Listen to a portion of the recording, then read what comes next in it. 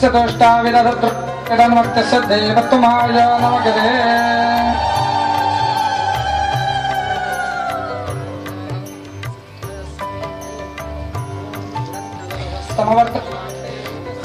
प्रतिरेकासेत् सदाधार पृथिव्यामदेमां कस्मै देवाय हविषा विधेमा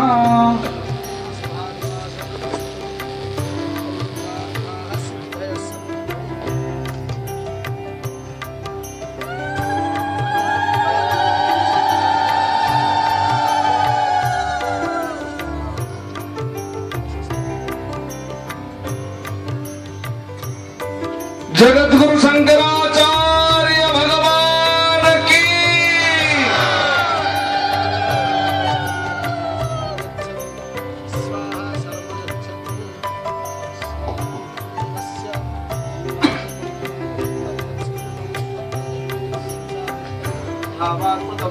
श्री वासुदेव प्रसादात् परिपूर्णमस्तु पथित्रमस्तु शुभं भवतु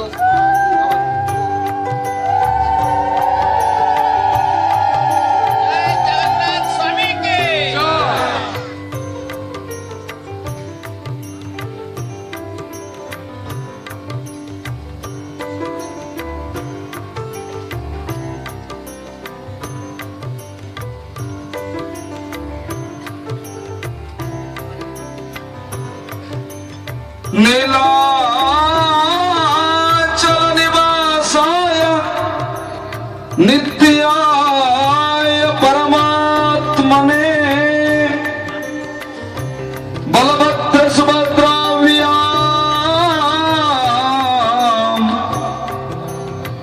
जगन्नाथाय ते नमः। गुरुर्ब्रह्मा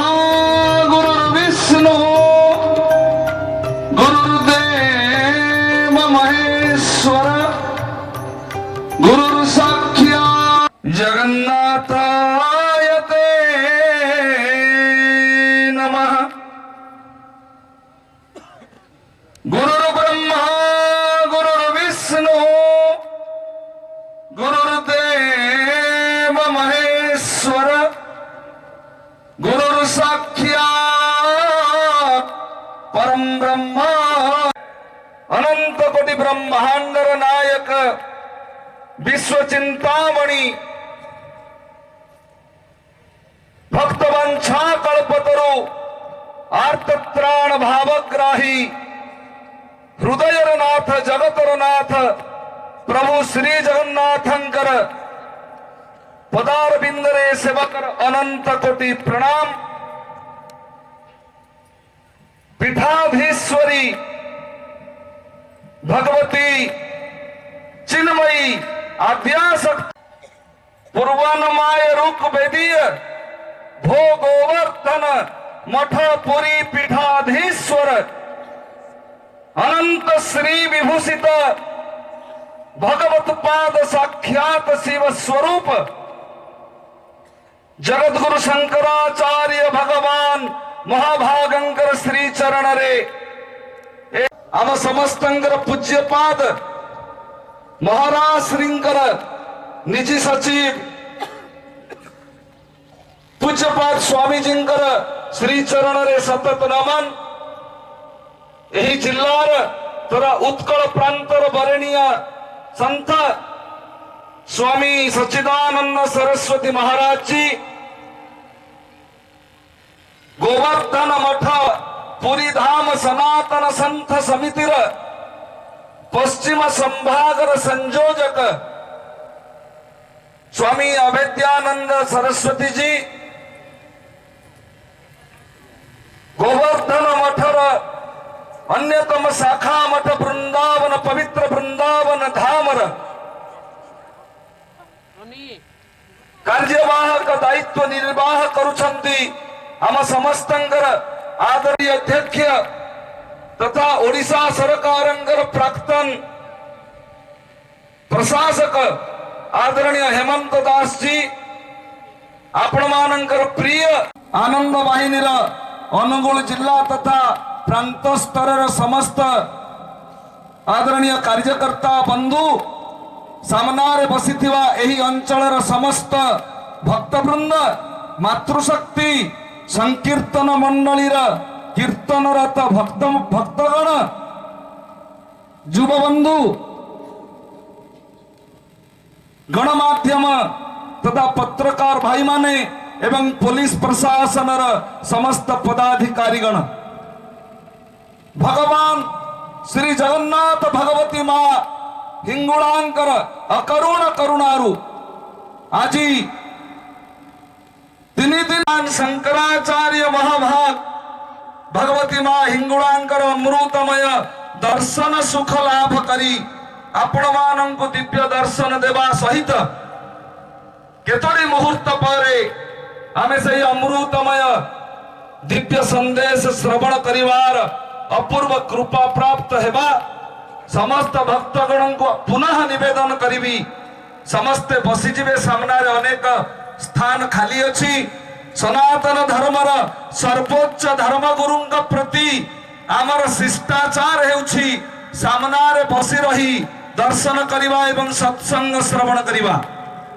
पछरे जो भक्त माने अछंती उभय पक्षरे जो भक्त माने अछंती समस्ते बसीजिबा आजिकाली सत्संग रे जूता निवेदन करिबी आदरणीय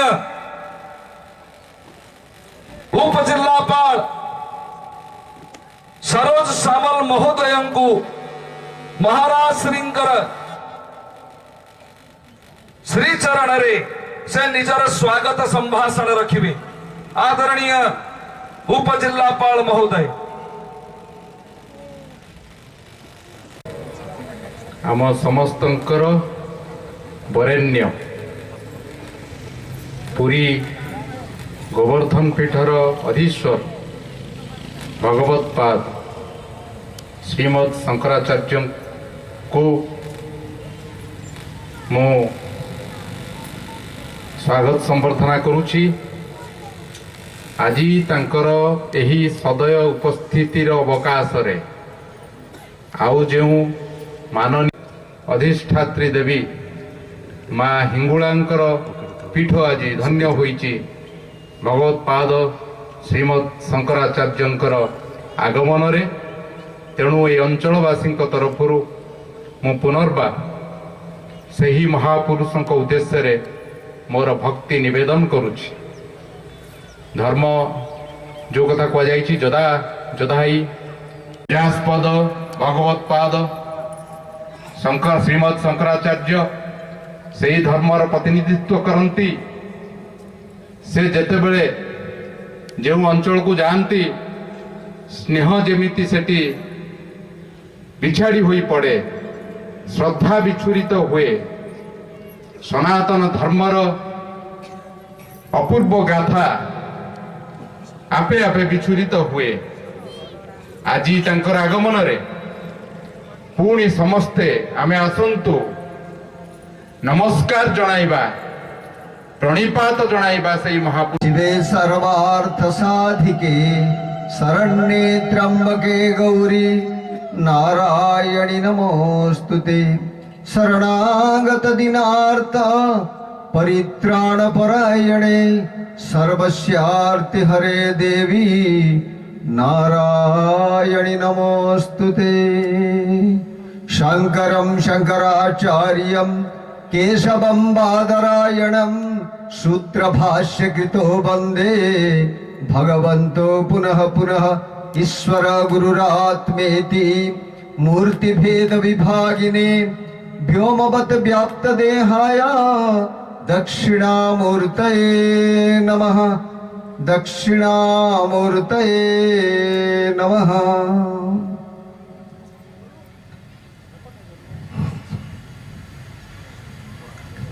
परम प्रेममयी करुणामयी आनंदमयी लावण्यमयी वात्सल्यमयी माँ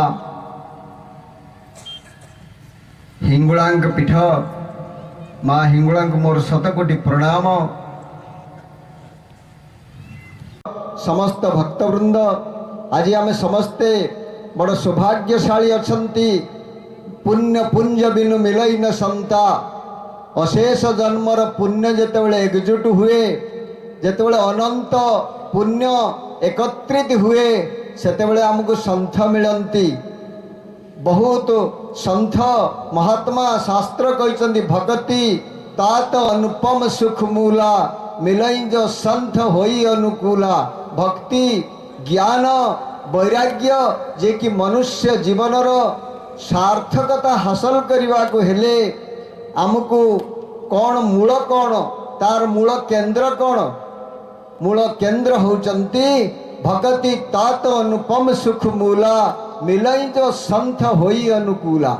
आमको जदि कौन सी संथ महात्मा पहुँचीचे इमिति अवस्था पहुँचीचे जे कि किए संथ किए असंथ किए गुरु किए एबे तो आपण माने शुणिले आश्चर्य ही जिवे। जगत गुरु ब्रह्मांड गुरु विश्व गुरु कल्पतरु इमिति प्रत्येक दैनिक पैदा हो रहा है। प्रत्येक दैनिक ये नुआ नुआ बाहर नुआ नुआ ढोंगी जमी भागवत अच्छी पुंडरीक दीटा हाथ लगे कृष्ण भगवान को चैलेंज कला, सेमिति एबे सबु माने मुख्य व्यास पीठ को चैलेंज कला वाला सब बाहरी तारी मूलरे तार मूल केंद्र होचंती। सत कथा कहवाकू गले आमर जो राजनैतिक नेता अच्छंती तांको पछरे सब अच्छंती, सेमाने सजई सनातन धर्म को केमती विभ्रांति करिवे। आज समाज रे देखंतु एते संथ अच्छंती, सत्संग चलीची सत्संग चलीची भागवत चलीची गीता चलीची, जोटे देखिले यज्ञ महोत्सव प्रत्येक दिन गोटा गोटा मंदिर तैयारी होउची, किंतु मनुष्यर परिवर्तन लक्ष्य करा होनी। तत्र प्रदायन्ते दुर्भिक्ष मरणं भयम। ए समाज रे आज अपूज्य लोक गुड़ाक पूजा होउचंती आउ पूज्य लोक गुड़ा अपूज्य होउचंती।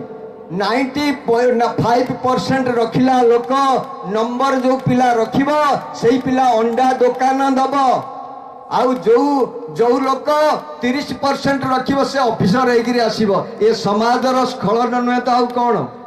तो आपण माने देखंतु सबु स्तर रे एई कथा हेची। सामाजिक स्तर देखंतु, राजनैतिक स्तर देखंतु, धार्मिक स्तर रे मध्य जदि चिंता कर तो 100 साधारण लोक को जदि ठकी पारिबो, वर्तमान जुगरे तमे जणे भक्त हबो। जदि 1000 भक्त को ठकी पारिबो ताहले छुटकाटिया बाबाजीटिए हबो। ताहले लक्ष लक्ष भक्त जनता बाबाजी समस्त को जी ठकी पारिबो सी राताराति भगवान हबो। बोलिए श्री कृष्ण भगवान की। आउ तापरे आमे एते लालची अछु जे आमे आज की 2500 वर्ष तले स्थापन करथिले गोवर्धन पीठ जे कि सनातन धर्मर रक्षक। आज आज आमे एतिकी लोक होइचंती, किंतु जदि गोटे ढोंगी पहुंचीबो ता पादरु महु झरिबो आमे सीधा ता पछरे दौड़ी जिबा। काले राताराति हमको बड़ लोक बनई दबो, काले हमको सीधा स्वर्ग को उठेई दबो, मुक्तिर पहाच हमको पहुंचई दबो। छी ए सनातन धर्मर परंपरा या नथिला। कारण आमे अपूज्य लोक गुड़ा को पूजा करने जोगु आज कौन होइछि ना दुर्भिक्ष मरणम भयम। सुनामी आसुची, भूमिकंप आसुची, वर्षा बादल फटा वर्षा आसुची, ताप हजार हजार लोक बाड़ फ्लो कुकुड़ा फ्लो घुसुरी फ्लो प्रत्येक दिन तम पाखे पहुंचुची। मृत्युर विभीषिका भयर विभीषिका छुटी आज सारा भारत वर्ष सारा जगत रे आज सब बेले मृत्युर विभीषिका। तार मूल कारण है आमे जो मार्गदर्शन द्वारा संचालित हवा कथा। आमे लालची अच्छंती, लोभी गुरु लालची चला, दोनों नरक में ठेल के। बोलिए श्यावर रामचंद्र की, माँ हिंगुड़ा ठाकुराणी की, हर हर महादेव की। एतिकी आमे आज एक मंच रे कहिबो, उद्घोषण करिबो। आपण माने समस्ते वेदर धरोहर सना या पूर्वर आमर सब कलेक्टर जी उपजिलापाल जी कहले एटा आर्यावर्त, एटा आर्य भूमि, सनातन भूमि। सनातन भूमि होची वैदिक परंपरार भूमि। ए परंपरा को रक्षा करी ए परंपरार विचार पूर्वक आमे वेदर विचार कारण धर्म कहले आमे बुझू वेद प्रणिहित धर्म अधर्म तद विपर्जय आमे सब विपर्जय आड़कू जाउचंती अधर्म आड़कू जाउचंती आउ अधर्म आड़कू जाई कहउचंती आमे पक्का धर्म करूछु।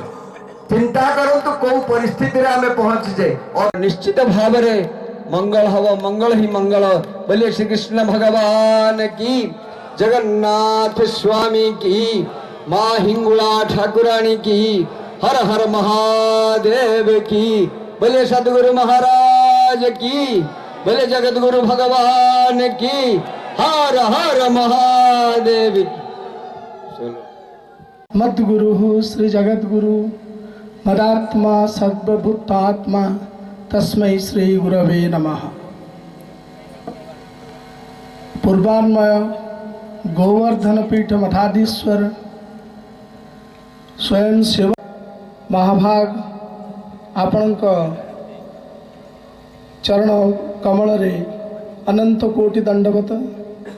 तत्सहित महाराज श्रींकर निसचिव स्वामी निर्विकल्पानंद सरस्वती महाराज जींकर पाद पद्म रे विनम्र प्रणति। उपस्थित थिबा समस्त संत मंडली, माँ हिंगुला ट्रस्ट ट्रस्टी तथा उपजिल्लापाल महोदय, उपस्थित सज्जन मंडली, मोर सम्माननीय वर्तमान करुचे ए नश्वर जीवन पाई आमे करुचे, किंतु प्रकृत रे जोति पाई मानव जन्म ही थाए से मानव जन्म को तो चरितार्थ करने को पुनर्जन्म न हेबा पाई जो सब प्रचेष्टा हवा कथा आमे से तो टिके विचित हो जाइछे। सेहिति पाई वर्तमान से तीनोटी सेना गठन करचंती। ठीक सही बड़े भाव रे ए अंचल रे थिबा समस्त वयस्क लोक माने से माने पीठ परिषद जो आमर अछि, जो पीठ परिषद माध्यम रे मध्य गुरुजींकर संदेश वार्ता साधारण जनता को पाखे पहुंची थाए से पीठ परिषद गठन करछंती। युवक मान को 45 वर्ष पर्यंत युवक मान को जो माने होचंते नौजवान जो माने को होचंती विवर्तन परिवर्तन करबा पाई वार्तावह संग्रामी योद्धा से माने को आदित्य बाहिनी माध्यम रे से संगठित करी सनातन धर्म को किभली भाव रे दृढ़ीभूत करने को पड़िबो, सनातन धर्म को किभली बलिष्ठ करने को पड़िबो, दुराचारी मानकर विधर्मी मानकर जो सब प्रचेष्टा होची हिंदू धर्म को बदनाम माने जो माने भौणी माने जो माने से भली भाव 45 वर्ष पर्यंत से माने मध्य भी आनंद वाहिनी माध्यम रे से माने कार्य करिवे। यार उद्देश्य होची ए आदित्य वाहिनी आनंद वाहिनी माध्यम रे सनातन धर्मर नीति नियम जो आमर जो अच्छी गृहस्थाश्रम आमर गृहटा गोटे आश्रम भली हवा दरकार। जो भली भाव में आम पिला मानू पठा जाए गुरुकुल को पठा जाए गुरुकुल आश्रम रे सेमाने जेतबेले गुरुकुल शिक्षा नियंती भविष्यत जीवन चर्चा विषय रे सेमानकु उचित शिक्षा दिया जाई थाए, जोटा कि आज से शिक्षा नहीं। आज पाश्चात्य विमुखी शिक्षा माध्यम रे आमे केवल यंत्र चालित मानव परिगणित होई खाली आमे अर्थ भली भाव रे गोटे गोटे मनीष होई कि बाहरिबे जो माने कि भविष्यत रे निज धर्म को रक्षा करिवे ओ सेमाने सनातनी हिसाब रे मध्य जीवन को गठन करि पारिबे। यार तेणु मु आपण मानकु कहबाकू चाहे ए जो तीन बाहिनी विषय रे आपण मानकु मु कहली आपण माने एथिरे कार्यरत हवा पाई एथिरे योगदान करिवा पाई आपण मानकर सहमति प्रकाश करिवे ओ गुरुजींकर जो आशीर्वचन वर्तमान देवे ताकू किभली भाव रे आमे अक्षर अक्षर पालन करी आम समाज को सुदृढ़ करि पारिबा, सनातन धर्म हिंदू धर्म को रक्षा करिया पई चेष्टा करिबा सेतिरे व्यतीत हेबे। मु एतिक आशा करी मोर वक्तव्य शेष करछि। जय जगन्नाथ, जय गुरुदेव। प्रातः स्मरणीय भगवान शंकराचार्यंकर श्रीमुखरु वर्तमान आमे अमृतमय दिव्य संदेश श्रवण करिवार अपूर्व कृपा लाभ करिवा ता पूर्वरु परंपरा अनुजाई आम समस्तंगर पूज्यपाद महाराज श्रींकर निजी सचिव पूज्य स्वामीजी को नम्र निवेदन करी बिरुदावली पाठ करिवे। पूज्यपाद स्वामीजी। दुर्गे स्मृता हरसिभेतिमचे सजन्तो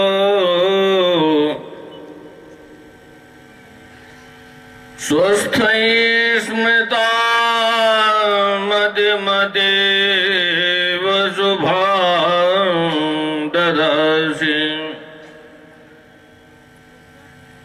दारिद्र्य दुःख भय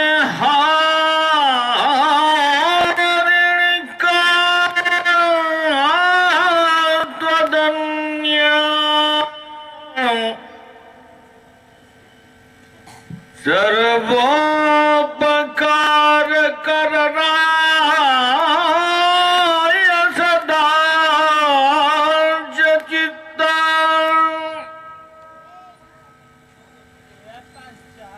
सर्वमंगल मंगल्ये श्रवणाचार्य श्रीमन् महाराजाधिराज गुरुमंडलाचार्य शाश्वत सार्वभौम विश्वजनीन सनातन धर्म संरक्षण बद्ध परिकरा समस्त संप्रदाय समन्वय साधन दत्त चित्ता विविध विरुदा विराजमान मानोन्नता महोदधितीरवासिन श्रीमज्जगन्नाथ विमलाम्बोपासका पूर्वाम्नाय श्री गोवर्धन मठ भोगवर्धन पीठाधीश्वर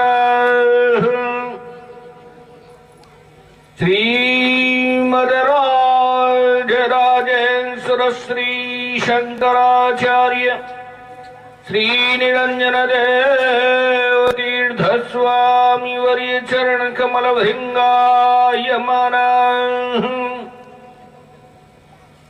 अनंत श्री विभूषित निश्चलानंद सरस्वती स्वामी वर्य विजयन्ते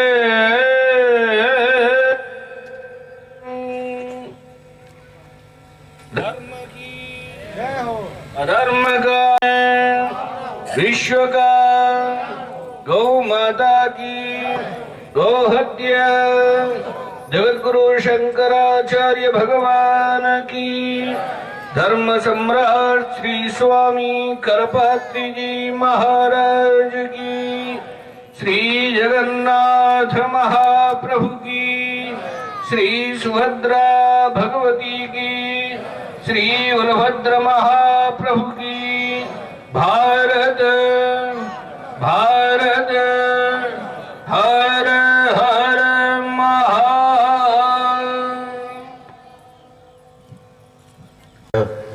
रघुनाथ कीर्तनम तत्र तत्र कृतमस्तकाञ्जलिं वाष्पवारि परिपूर्णलोचनं मारुतिं नमत राक्षसान्तकम् नामापि ते च मधुरं मधुरं स्वरूपम् कर्मापि ते च मधुरं मधुरा स्मृतिश्च बुद्धिं प्रबोधय प्रभो मधुबोधशक्तिं विद्यां प्रयच्छ परमं परिभावयामि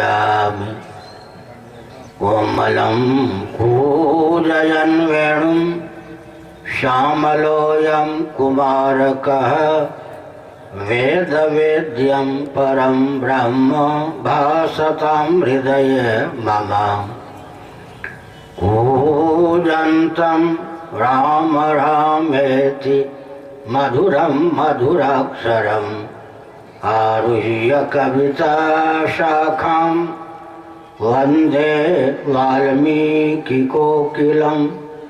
निगमकल्पतरोर्गलितं फलं शुकमुखादमृतद्रवसंयुतं पिबत भागवतं रसमालय महाप्रभु की श्री बलभद्र महाप्रभु की भगवती सुभद्रा देवी की हर हर महादेव।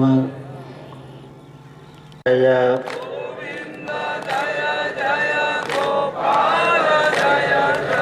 राधा रमण हरे गोविंद जय जय।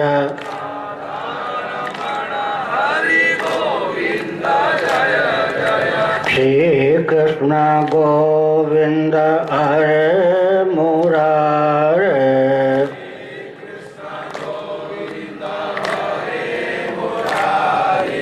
हे नाथ नारायण वासुदेव।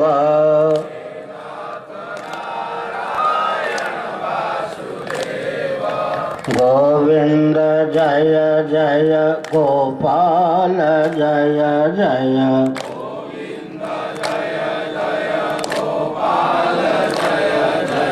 राधा रमण हरे गोविंद जय जय।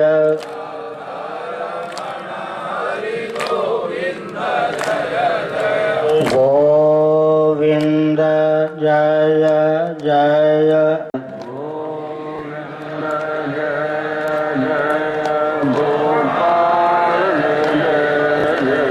राधा रमण हरे गोविंद जय जय।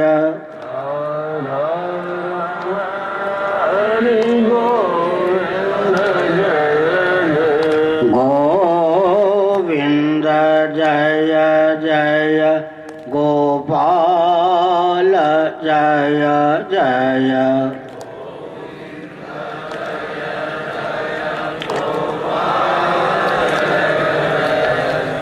राधा रमण हरे गोविंद जय जय।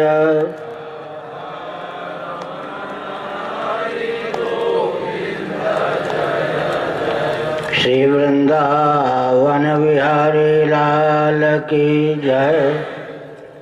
नमो माधव्य शिव शिव शिव शिव नारायण नारायण नारायण।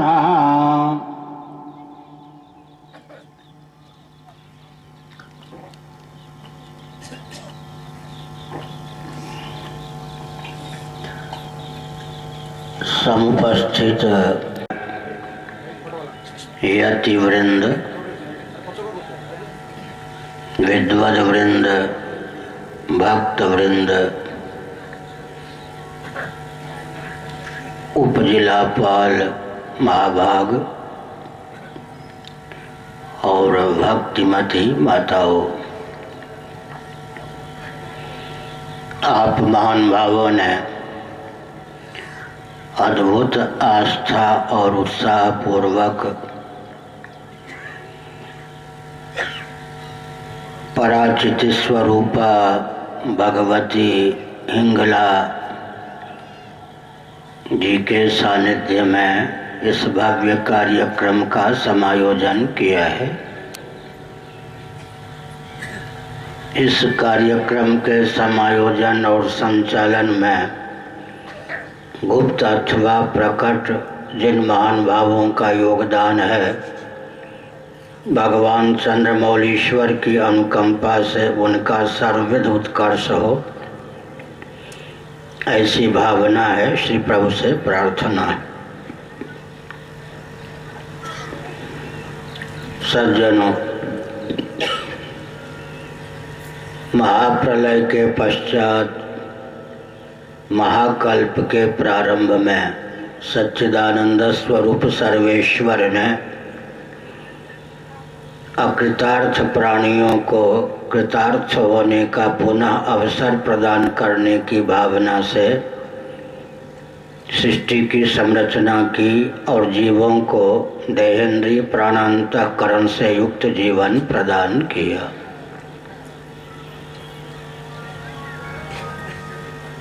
महाप्रलय के पूर्व तक जो प्राणी कृतार्थ नहीं हो सके थे, उन्हें कृतार्थ होने का पुनः अवसर भगवान ने प्रदान किया है। अतः दार्शनिक, वैज्ञानिक और व्यावहारिक धरातल पर मानव जीवन के महत्व को समझकर जीवन को सार्थक करने का भरसक प्रयास करना चाहिए। श्रीमद् भागवत ने एक संदेश दिया, जीवस्य तत्व जिज्ञासा। प्रवृत्ति मार्ग का जो अनुगमन करते हैं वे जीविका की उपेक्षा न करें, परंतु ध्यान रखें जीविका जीवन के लिए हो, कहीं जीवन जीविका के लिए न हो जाए। भौतिकवादियों के यहाँ जीविका जीवन के लिए होती है और जीवन जीविका के लिए होता है। अध्यात्मनिष्ठ महानुभाव इस बात को जानते हैं कि जीविका जीवन के लिए है, जीवन जीविका के लिए नहीं है। जीवन है जीवन धन जगदीश्वर की प्राप्ति या अभिव्यक्ति के लिए। जिस प्रकार जल तरंग को सदा ही जल का संगम सुलभ रहता है, घटाकाश को महाकाश का संगम सुलभ रहता है, उसी प्रकार जीवों को सदा ही जीवन धन जगदीश्वर का संगम सुलभ है। तथापि अनात्म वस्तुओं में अहंता ममता के कारण जीवों के जन्म का पर्यवसान मृत्यु और मृत्यु का पर्यवसान जन्म होता है। जन्म और मृत्यु की जो अनादि अजस्र परंपरा है, उसका उच्छेद करने के लिए हमको आपको पुण्यों के प्रभाव से मानव शरीर प्राप्त हुआ है। यह कर्मायतन है, भोगायतन है और ज्ञानायतन है। गोस्वामी तुलसीदास जी महाभाग ने बताया, स्वर्ग नरक अपवर्ग नसेनी। मानव शरीर को पाकर यदि पुण्यों का उपार्जन किया तो देहत्याग के पश्चात स्वर्ग सुनिश्चित है। पापों में ही रचे पचे रहे तो देहत्याग के पश्चात यातना शरीर की समुपलब्धि अर्थात नरक की प्राप्ति भी सुनिश्चित है। कदाचित देहत्याग के पूर्व ही की अभिव्यक्ति भी सुनिश्चित है। अब तक हमने यह कहा कि दार्शनिक, वैज्ञानिक और व्यावहारिक धरातल पर मानव जीवन का अनुपम महत्व है, परंतु इस रॉकेट, कंप्यूटर, एटम और मोबाइल के युग में मनुष्यों को अपने जीवन के उत्कर्ष या महत्व का ही परिज्ञान नहीं है, क्योंकि यांत्रिक युग का अर्थ होता है बहिर्मुखता और विषय की दासता की पराकाष्ठा। विकास के नाम पर बहिर्मुखता और विषय लंपटता की पराकाष्ठा, यही यांत्रिक युग या वैज्ञानिक युग की पहचान है। महायंत्रों के माध्यम से महानगर की संरचना आजकल विकास के रूप में परिलक्षित है और महानगर के निर्माण के लिए खनिज पदार्थों का शोषण अनिवार्य है।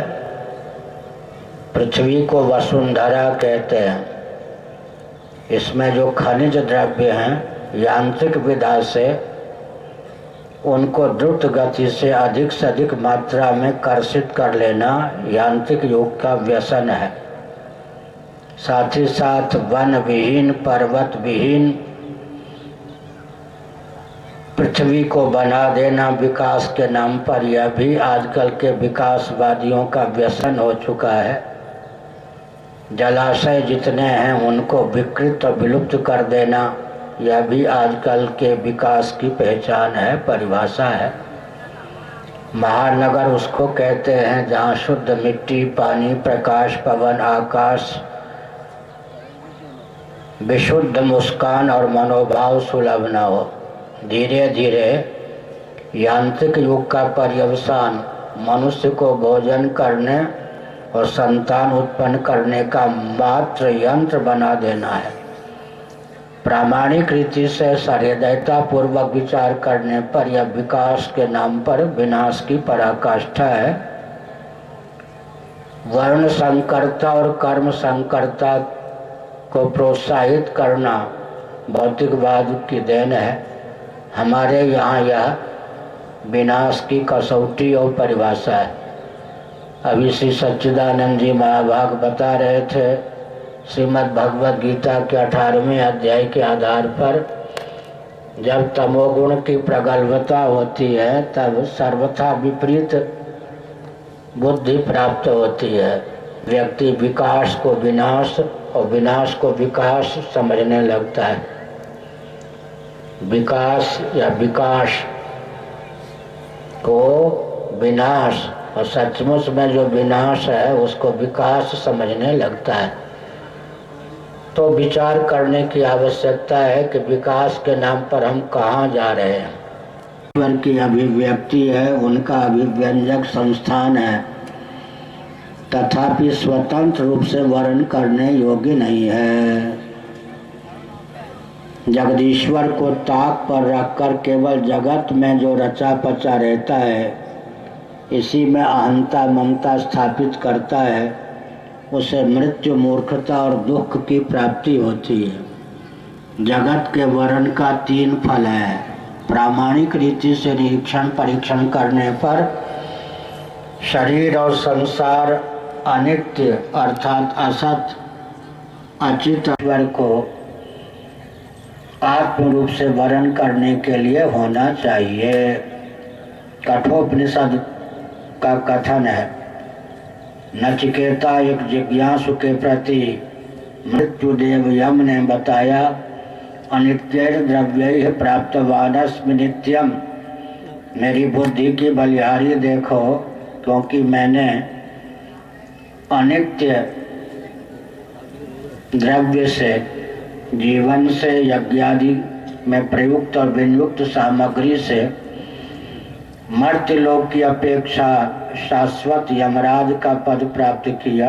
इतना ही नहीं, सच्चिदानंद स्वरूप परमेश्वर को आत्म रूप से वर्णन किया है। तो मेरा जीवन सार्थक है। भगवान श्री कृष्णचंद्र ने संदेश दिया उद्धव जी को, जो 11 स्कंद भागवत में सन्निहित है। ऐसा बुद्धिमता कि अनित्य जीवन का उपयोग नित्य परमात्मा की प्राप्ति के लिए करें। जड़ वस्तुओं का उपयोग और विनियोग चिद्रूप आत्मा की अभिव्यक्ति के लिए करें। दैहिक दैविक भौतिक तीव्र तापों से संतप्त सृष्टि का उपयोग परमानंद स्वरूप परमात्मा की अभिव्यक्ति के लिए करें। उदाहरण देते हैं, और समय की सीमा में प्रवचन को विराम की ओर ले चलते हैं। हमको आपको गाढ़ी नींद अर्थात सुसुप्ति की प्राप्ति होती है। सन 1972 की ये घटना है। मैं उन दिनों श्री वृंदावन धाम में पूज्य उड़ियावा जी महाराज के आश्रम में रहता था। पूर्णानंद तीर्थ जी एक सिद्ध महात्मा हुए ब्रज में, जो 16 शासन पुरी जिला के ब्राह्मण कुल के मनीषी थे।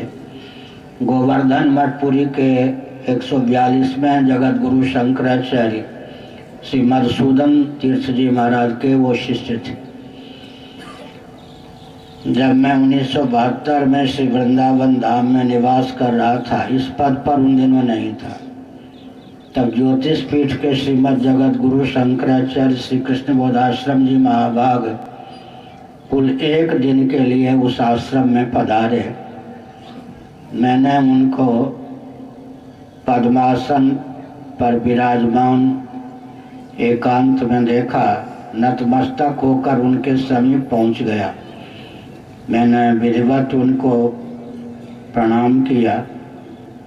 कुछ पूछना चाहता था लेकिन उन्होंने मुझको ही पूछ दिया, कहो साहब।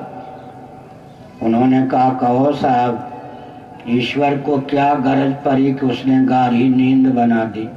भाषा समझ में आती है? कहो साहब, ईश्वर को क्या गरज पड़ी कि उसने गाढ़ी नींद बना डाली। मैं चाहता तो उत्तर दे सकता था, परंतु मैंने कहा, मैं आपका बालक और विद्यार्थी हूँ, कृपा करके आप स्वयं इस प्रश्न का उत्तर दीजिए। श्री जगतगुरु शंकराचार्य महाभाग ने 45 मिनटों तक इस प्रश्न का स्वयं उत्तर दिया। उसका सारांश हम 2-4 पंक्ति में केवल प्रस्तुत करते हैं, सावधान। उन्होंने कहा कि जिस व्यक्ति को निर्विकल्प समाधि सुलभ नहीं होती, कदाचित उसे गाढ़ी नींद भी सुलभ न हो तो पागल हुए बिना न रहे। बात सच्ची है ना? तो साधनहीन प्राणियों को विक्षिप्त या पागल होने से बचाने की भावना से करुणा वरुणालय सर्वेश्वर ने गाढ़ी नींद या सुसुप्ति की रचना की। गाढ़ी नींद की क्या महिमा है सज्जनों? कल हमने विस्तार पूर्वक बताया था। आज केवल संकेत में 2-4 वाक्यों में कहना उचित समझता हूँ। गाढ़ी नींद की यह महिमा है कि उस समय मृत्यु का भय हमको आपको प्राप्त नहीं होता। यह सार्वभौम सिद्धांत है।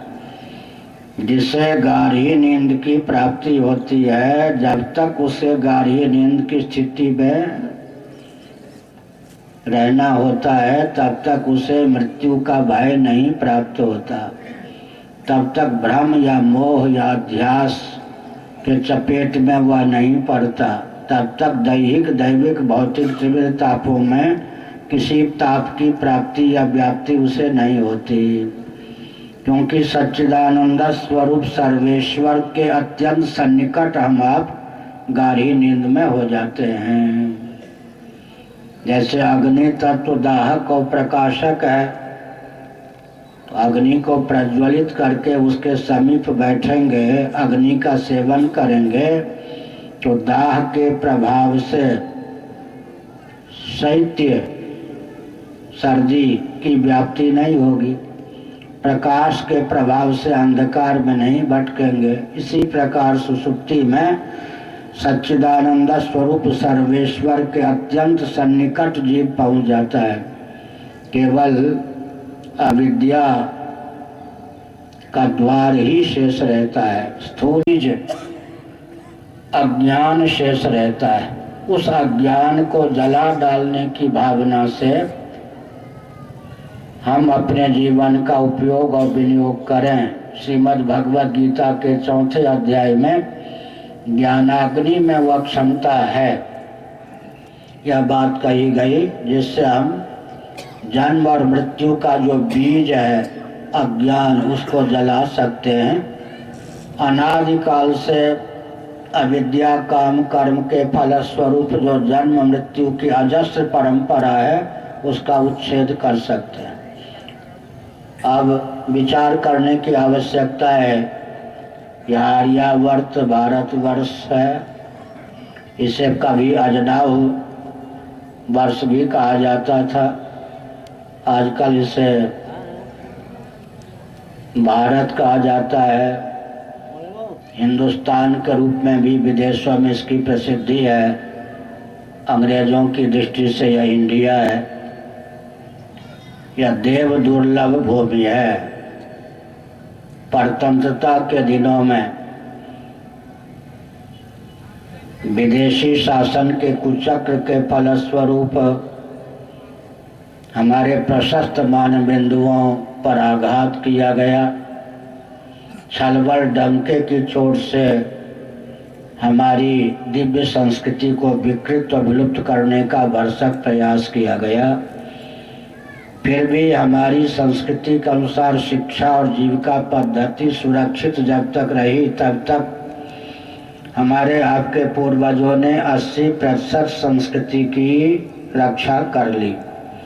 केवल 20% विकृति आ सकी 8, 9, 10 वर्षों तक स्वतंत्रता के दिनों में। लेकिन स्वतंत्र भारत में केवल 66 वर्ष की अवधि में 80% सनातन संस्कृति का विलोप हो चुका है। 20% जो शेष सनातन संस्कृति है, जिसका किंचित दर्शन वनवासियों के माध्यम से, ग्राम निवासियों के माध्यम से होता है, उसे भी द्रुत गति से विलुप्त करने का विकास के नाम पर प्रारूप तैयार है और षड्यंत्र चल रहा है।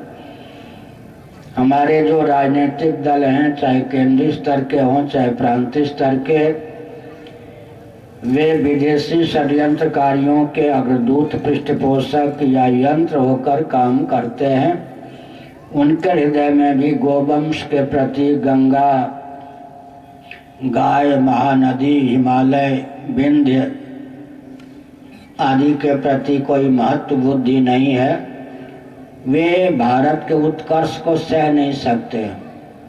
इस देश को केंद्रीय और प्रांतीय स्तर से इस प्रकार का शासन सुलभ है जिसे देश का उत्कर्ष ही सही नहीं है। श्री राम सेतु को भी विखंडित करने का प्रकल्प चल रहा है। छलबल डंके की चोट से हम अपने अस्तित्व और आदर्श को विलुप्त कर दें, विकृत कर दें, इसके लिए कम से कम 1000 समस्याएं नित्य तैयार की जाती हैं योजनाबद्ध ढंग से। लेकिन हम एक संकेत करते हैं और प्रवचन को विराम भी देते हैं। आगे की ओर हमारी यात्रा प्रारंभ होने वाली है कि हमारा एक सिद्धांत बौद्धों ने अपने शब्दों में गुम्फित किया, तत्व पक्षपातो ही स्वभावो धियम। बुद्धि या जीव का स्वभाव है सत्य का पक्ष लेना। विश्व में 2 प्रकार का विभाग है आजकल, 2 प्रकार का विभाग है। एक हिंदुओं के महत्व को जानकर, हिंदुओं के अस्तित्व और आदर्श को हिंदुओं के राजनीतिक दलों के माध्यम से विलुप्त करने वालों का पक्ष है, विभाग है। दूसरे, चाहे कम्युनिस्ट, क्रिश्चियन, मुस्लिम तंत्र के व्यक्ति हों जो सत्य के पक्षधर हैं, उनका विभाग है। यद्यपि वे मूक होकर सब कुछ देख रहे हैं, सुन रहे हैं, समझ रहे हैं, लेकिन वे इस बात को जानते हैं कि अगर विश्व की रक्षा किसी के द्वारा संभव है, मनुष्य अपने लिए और अन्य प्राणियों के लिए तथा स्थावर जंगम प्राणियों के आश्रय पृथ्वी, पानी, प्रकाश, पवन, आकाश के लिए वरदान स्वरूप सिद्ध हो सकता है, तो उसका एकमात्र उपाय है सनातन संस्कृति के अनुरूप व्यक्ति तथा समाज की संरचना। यह मार्ग जाने आने के लिए अभी नहीं है।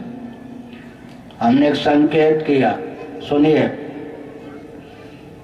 कौन विचारक इस बात को नहीं जानता कि सनातन वैदिक आर्य हिंदुओं ने विश्व को धर्मराज्य दिया, रामराज्य दिया, अर्थशास्त्र दिया, कामशास्त्र दिया, धर्मशास्त्र दिया, मोक्ष शास्त्र दिया, नीति शास्त्र दिया, चिकित्सा, गणित इत्यादि का विज्ञान दिया। विश्व में जितने प्रबुद्ध महान भाव हैं सब इस तथ्य को जानते हैं। साथ ही साथ श्वेताश्वतर उपनिषद का उद्घोष है, नान्या पंथा विद्यते या नाया, लौकिक अथवा पारलौकिक उत्कर्ष का और मोक्ष का और कोई चारा उपाय, कृषि इत्यादि के उपाय हैं, उनको ताक पर रखकर लौकिक उत्कर्ष भी संभव नहीं है। पारलौकिक उत्कर्ष और मोक्ष की गाथा तो अत्यंत असंभव है। तो सज्जनों, एक कहावत है उत्तर प्रदेश में कितनी चिड़िया उड़े आकाश, चारा है धरती के पास। पक्षी नभो मंडल में ऊंचाई तक उड़ान भर लें, लेकिन जब उन्हें थकान का अनुभव होता है, जब वे भूख और प्यास से संतप्त होते हैं, तो पृथ्वी पर आने के लिए विवश होते हैं। इसी प्रकार विकास के नाम पर मनुष्य कितना भी उड़ान भर ले, अंत में उसे मालूम पड़ेगा कि विकास के नाम पर हम विनाश के गर्त में जा रहे हैं, अतः संभलने की आवश्यकता है। यह कौन सी मानवता है जी? आजकल विकास के पक्षधर जितने व्यक्ति हैं, वे चींटी को न्याय दे सकते हैं। चींटी जानते हैं ना, पिपीलिका। वे चिड़ियों को न्याय दे सकते हैं। चिड़िया माने पक्षी। पक्षियों के लिए भी, पिपीलिका के लिए भी, मनुष्य के अतिरिक्त जितने स्थावर जंगम प्राणी हैं, सब के लिए महाकाल का काम आज का मानव कर रहा है। यही मानवता है क्या? पृथ्वी, पानी, प्रकाश, पवन, आकाश और इन्हीं की सीमा में निबद्ध सूर्य, चंद्र, ग्रह, नक्षत्र, सब के लिए महाकाल का काम मनुष्य कर रहा है। आज का मानव किसी को न्याय दे सकता है? नहीं दे सकता है। चींटियों की चिंता है आज के मनुष्यों को। जितने महायंत्र हैं, करोड़ों की संख्या में जीवों की हत्या रोज उनके द्वारा होती है या नहीं? चिड़ियों की प्रजातियां विलुप्त हो रही, गंगा जल इत्यादि को विकृत और विलुप्त किया जा रहा है। आज का मनुष्य विकास के नाम पर चतुर्दश भुवनात्मक ब्रह्मांड के लिए भस्मासुर सिद्ध हो रहा है। ऐसी परिस्थिति में मैं 10-20 वाक्य कहता हूँ और वचन को विराम देता हूँ, ध्यान पूर्वक सुनिए। बुद्धिपूर्वक मनुष्य विनाशकारी विकास की परियोजना को निरस्त करे। अगर वह नहीं करता है विकास के व्यामोह में, तो परमात्मा की शक्ति, श्रीमती, दूती, प्रकृति या माया, माया के परिकर पृथ्वी, पानी, प्रकाश, पवन, आकाश, ये ऊर्जा के केंद्र हैं। वैज्ञानिक दृष्टि से भी पृथ्वी, पानी, प्रकाश, पवन ऊर्जा के केंद्र हैं। ये कुपित होकर विश्व को खा लेंगे, मनुष्यों के अस्तित्व को ही विलुप्त कर देंगे। अमेरिका को पता था कि इस प्रकार हिमपात होगा। यांत्रिक युग का धनी अमेरिका कुछ कर सका, उसे पता भी था, कुछ पता लगा। तो पृथ्वी को, पानी को, प्रकाश को, पवन को विकृत करके व्यक्ति चाहता है विकास। जिस शाखा पर, वृक्ष की शाखा पर बैठकर उस शाखा को काटने वाला क्या सुरक्षित रह सकता है? यह कौन सी विकास की परिभाषा है, जहाँ जीवन की परिभाषा मौत के रूप में अंकित की जाती है? तो मैंने क्या संकेत किया? यदि बुद्धिपूर्वक मनुष्य विकास की परिभाषा जो वर्तमान में है उसको निरस्त नहीं करता, तो फिर प्रकृति विवश कर देगी, वो तहस नहस कर देगी। समझ गए? भगवान का वचन है, गीता में अंकित है, मम माया दुरत्यया। अरे वो अर्जुन, मेरी बात कोई सुने या न सुने, लेकिन मेरी श्रीमती माया जब चपत लगाती है तो बड़े बड़ों के होश ठिकाने हो जाते हैं। हिरण्यकशिपु जैसा दुर्दांत राजा हो, चाहे बहन हो, चाहे रावण हो, चाहे कंस हो, चाहे दुर्योधन हो, चाहे कोई भी हो, प्रकृति जब चपत लगाती है तो इनके होश ठिकाने हो जाते हैं। कोई भी आतंकवादी या उग्रवादी प्रकृति के एक चांटे को भी सहने में समर्थ है। पृथ्वी के सामने कौन दैत्य टिक सकता है? पानी के सामने, मुसलधार वृष्टि के सामने, सुनामी लहर के सामने किस दैत्य की दाल गल सकती है? प्रचंड अग्नि के सामने कौन खड़ा हो सकता है? बवंडर, आंधी, तूफान, वायु के प्रकोप के सामने कौन खड़ा हो सकता है? तो हमने एक संकेत किया, सहृदयता पूर्वक विचार करने की आवश्यकता। अंत में आज भी मैं चर्चा कर रहा था, नहीं निंद्या निंद्यम निंदितुम प्रवर्तते अपितु विधेयम स्तोतुम। मैं विश्व में किसी की निंदा इसलिए नहीं कर सकता क्योंकि मैं सबका कल्याण चाहता हूँ। निंदा तो वो करता है, आप किसकी निंदा करते हैं? जिसका हित नहीं चाहते। लेकिन हम किसी की निंदा नहीं कर सकते, हम किसी से द्वेष नहीं पाल सकते क्योंकि हम सबका हित चाहते हैं। लेकिन 22 वर्ष हमको इस पद पर प्रतिष्ठित हुए हो गए। 22 वर्षों से उड़ीसा में हम रह रहे हैं। यहाँ का शासन तंत्र चाहे पूर्व रहा हो चाहे वर्तमान में हो, मुझे लगता है अत्यंत चेतना विहीन शासन तंत्र उड़ीसा को प्राप्त रहा है और है। यहाँ के मंत्री चाहे मुख्यमंत्री पूर्व रहे हों या वर्तमान हों, इन सब का दायित्व है कि हम लोगों के पास आकर कुछ सीखें। ये लोग राजनीति की परिभाषा भी नहीं जानते, ये विकास की परिभाषा भी नहीं जानते, तो इनको सीखना चाहिए। केवल किसी पार्टी का सदस्य हो जाने मात्र से कोई शासन करने योग्य नहीं हो जाता है। क्या जरूरत पड़ी शिवाजी को कि समर्थ रामदास के सानिध्य में आए? क्या आवश्यकता पड़ी चंद्रगुप्त को कि चाणक्य के चरणों में रहकर कुछ सीखा? क्या आवश्यकता पड़ी सुधन्वा जी को जो भगवत पाद शंकराचार्य के चरणों में बैठकर कुछ सीखा और किया? क्या आवश्यकता पड़ी पांडवों को जो धौम्य ऋषि और वेदव्यास जी से उन्होंने प्रशिक्षण प्राप्त किया? क्या आवश्यकता पड़ गई भगवान राम को स्वयं परिपूर्ण परमात्मा होकर भी वशिष्ठ जी के चरणों में बैठकर सीखा? क्या आवश्यकता पड़ी पृथु जी को जो भृगु आदि के चरणों में बैठकर कुछ सीखा? क्या आवश्यकता पड़ी गर्भगत प्रहलाद को जो देवर्षि नारद से सीखा? ये जितने राजनीतिक दल और राजनेता हैं, ये राजनीति की परिभाषा भी नहीं जानते, अर्थशास्त्र की परिभाषा भी नहीं जानते। इनमें शासन करने की कोई क्षमता नहीं है। शासन के नाम पर सीमा को पड़ोसी राष्ट्रों की ओर खिसका रहे हैं, जगह जगह चप्पे चप्पे पर अराजक तत्वों को बसा रहे हैं। इसलिए हमने संकेत किया सज्जनों, भगवती हिंगलाज का स्मरण करके मैं 4-5 वाक्य कहता हूँ। मत्स्य पुराण और महाभारत का अध्ययन कीजिए। ब्रह्मा जी नाम तो सुना होगा।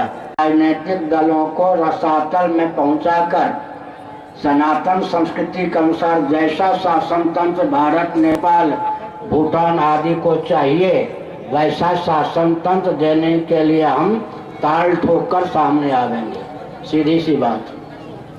राजनीतिक दलों की अदूरदर्शिता के कारण विश्व को हम संकटग्रस्त नहीं देखना चाहते।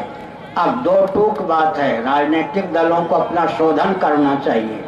हिंदुओं के अस्तित्व आदर्श को छलबल डंके की चोट से विकृत और विलुप्त करने का व्यसन राजनीतिक दलों को प्राप्त है। लेकिन हम एक संकेत करना चाहते हैं। क्या संकेत करना चाहते हैं? आर्य धर्म, हिंदू धर्म किसको कहते हैं? जिसके सिद्धांत का अनुपालन पृथ्वी करती है, पानी, प्रकाश, पवन, आकाश करते हैं। जिसके सिद्धांत की रक्षा के लिए श्री रामकृष्ण आदि का अवतार होता है। सबके हित की भावना से हमने कहा गोवंश की हत्या बंद होनी चाहिए। मठ मंदिरों का अधिग्रहण मानवता के लिए कलंक है। ये हमारे शिक्षा, रक्षा, संस्कृति, सेवा, धर्म और मोक्ष के संस्थान आध्यात्मिक दुर्ग हैं। उड़ीसा इन जैसे प्रांतों में शंकराचार्य का मठ भी एंडाउमेंट एक्ट के अधीन है। अगर किसी राजा के किले पर कोई कब्जा कर ले या राजा को किले में नजरबंद कर दे तो राजा का उत्कर्ष कैसे होगा? क्या पोप महोदय का स्थान एंडाउमेंट एक्ट के अधीन है? उड़ीसा सरकार तो शंकराचार्य का स्थान भी endowment act plus Jagannath act के अधीन रखे हुए हैं। तो कल क्यों ना हम फिर पार्लियामेंट, विधानसभा को शंकराचार्य एक्ट के अधीन कर लें? सीधी बात है। कौन सा अधिकार इन राजनीतिक दलों को प्राप्त है कि आध्यात्मिक दुर्ग को अपने अधीन कर लें? राजनीति की सीमा में राजनीति होनी चाहिए। हमारे प्रशस्त दुर्ग, ये मठ मंदिर एंडाउमेंट के अधीन है, जबकि ये शिक्षा, रक्षा, संस्कृति, सेवा, मोक्ष और धर्म के संस्थान थे। अंत में कहना चाहूँगा, पुरी के मंदिर जगन्नाथ मंदिर, श्री जगन्नाथ मंदिर, और जितने भारत में प्रसिद्ध मंदिर हैं पुराने, उनकी आयु 1000 वर्ष, 700 वर्ष से लेकर 1000 वर्ष तक की है मंदिरों की आयु। उस समय मुगलों का शासन था देश में। क्षत्रिय राजाओं ने जब देखा कि हमारे किले या दुर्ग से राष्ट्र की रक्षा नहीं होगी, तो आध्यात्मिक दुर्ग के रूप में मठ मंदिरों को उद्भासित किया। अंग्रेजों ने भी ऐसा साहस नहीं किया कि मठ मंदिरों का अधिग्रहण किया हो, लेकिन स्वतंत्र भारत में शंकराचार्य का मठ भी सरकार के अधीन, सरकार को क्षमता है कि शंकराचार्य के मठ को और शंकराचार्य का संचालन कर सके। इसलिए राष्ट्र के विकास के लिए परिपंथी बनना राजनीतिक दलों का व्यसन हो गया है। मेरा अनुरोध है, समय रहते राजनीतिक दल चेतें। कोई भी प्रकाश में दिखाई पड़ने वाला राजनीतिक दल ऐसा नहीं है जो भारतीय संस्कृति के अनुसार भारत को दिशा दे सके। अंत में एक वाक्य कहकर प्रवचन को विराम देता हूँ। इस रॉकेट, कंप्यूटर, एटम, मोबाइल के युग में भी सनातन वैदिक आर्य हिंदुओं का परंपरा प्राप्त कृषि, जल संसाधन, भोजन, वस्त्र, आवास, शिक्षा, स्वास्थ्य, यातायात, उत्सव, त्योहार, रक्षा, सेवा, न्याय और विवाह इत्यादि का प्रकल्प सर्वोत्कृष्ट है। अभिशाप हमारे लिए है कि हमारी संस्कृति के अनुसार हमको शासन तंत्र सुलभ नहीं है। जो शिक्षा पद्धति और जीविका पद्धति चल रही है, उससे संयुक्त परिवार का विलोप हो रहा है, और संयुक्त परिवार के विलोप का अर्थ होता है कुल धर्म, कुल गुरु, कुल देवी, कुल देवता सबका विलोप। इनके विलोप का अर्थ होता है सर्वनाश। अतः शासन तंत्र चाहे केंद्रीय स्तर का हो, चाहे प्रांतीय स्तर का हो, चाहे विश्व स्तर का हो, उससे हमारा अनुरोध है कि समय रहते हुए राजनीति की स्वस्थ परिभाषा निर्धारित करके उसे क्रियान्वित करें। अगर राजनेताओं की बुद्धि काम नहीं करती है तो मैं राजनीति की स्वस्थ परिभाषा बोलकर प्रवचन को विराम दे रहा हूँ। सुसंस्कृत, सुशिक्षित, सुरक्षित, संपन्न, सेवापरायण और स्वस्थ व्यक्ति तथा समाज की संरचना विश्व स्तर पर राजनीति की परिभाषा होनी चाहिए। किसी का हित होगा इसमें? फिर से सुनिए, सुसंस्कृत, सुशिक्षित, सुरक्षित, संपन्न, सेवापरायण और स्वस्थ व्यक्ति तथा समाज की संरचना विश्व स्तर पर राजनीति की परिभाषा उद्घोषित होनी चाहिए। उसे क्रियान्वित करने का प्रकल्प आध्यात्मिक मनुष्यों से मार्गदर्शन प्राप्त करके करना चाहिए। हर हर महादेव।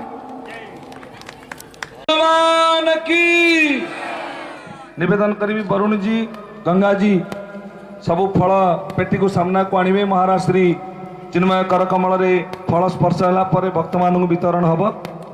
सब ऊपर को उठे आनिबे। प्रसन्नता पूर्वक भक्त मानक को दिव्य संदेश प्रदान करिसंती। अनुगोल यात्रा करिवार कार्यक्रम रहिछि। समस्त भक्तगण फल प्रसाद, भोग प्रसाद पाइकरी जिबे। आसंता काली महाराज श्री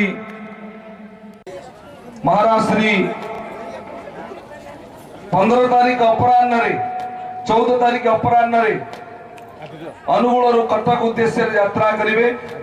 समस्त भक्त मानू निवेदन करिवे आमे जय ध्वनि दबा। धर्म की, अधर्म का, विश्व का, गौ माता की, गौहत्या, भारत सत्य सनातन धर्म की, श्री शंकरा